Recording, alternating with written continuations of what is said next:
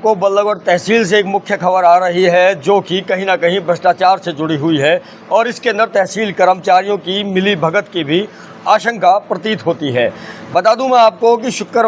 बीते शुक्रवार शाम 4 बजे इनकम टैक्स की टीम पहुंचती है तहसील बल्लभगढ़ के अंदर, क्योंकि इनकम टैक्स की टीम को ये संदेह है कि पिछले बीते 6 सालों के अंदर 11,000 करोड़ रुपए की संपत्तियों की खरीद फरोख्त की गई और इन संपत्तियों को खरीदने और बेचने वाले लोगों का डाटा जो कि तहसील कार्यालय के द्वारा इनकम टैक्स विभाग की वेबसाइट पर अपलोड किया जाता है, भेजा जाता है इनकम टैक्स को, वो भेजा नहीं गया, जिसके चलते इनकम टैक्स विभाग यह जांच नहीं कर पाया कि कहीं ये संपत्तियां उन लोगों की तो नहीं है जो लोग अपनी आय से अधिक संपत्ति खरीदते हैं। दर्शकों, जब बल्लभगढ़ एसडीएम मयंक भारद्वाज से इस बाबत जानकारी हासिल करने की कोशिश की गई तो उनका कहना है कि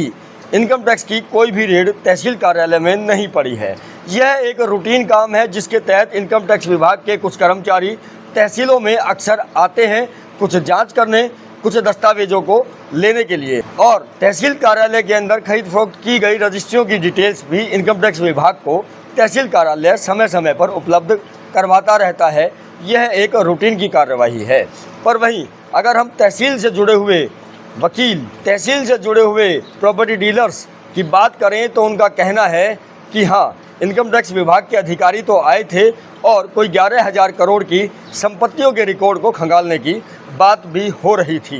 दर्शकों, बता दूं मैं आपको कि तहसील कार्यालय को यह डिटेल भेजनी होती है इनकम टैक्स विभाग को कि कितनी रजिस्ट्रियाँ हुई और उन रजिस्ट्रियों की खरीद फरोख्त करने वाले व्यक्ति कौन थे, उनका पैन नंबर क्या था। कहीं ऐसा तो नहीं कि ये लोग अपनी आय से अधिक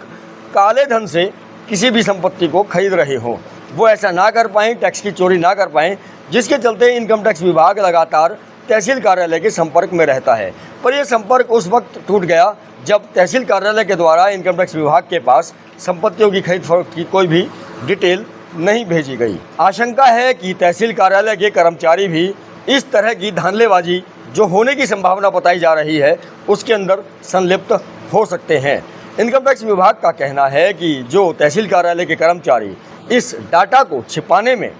लगे हुए हैं या लगे हुए थे, अगर ऐसा कुछ पाया जाता है तो उनके खिलाफ भी कार्यवाही होगी।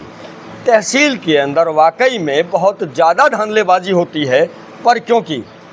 बहुत कम खबरें तहसील कार्यालय से निकल पाती हैं, जिसके चलते तहसील के अंदर धांधलियों का कारोबार बदस्तूर जारी है। अब चाहे वो 2 नंबर की रजिस्ट्रियाँ करवाने का मामला हो, चाहे म्यूटेशन चढ़वाने का मामला हो, या फिर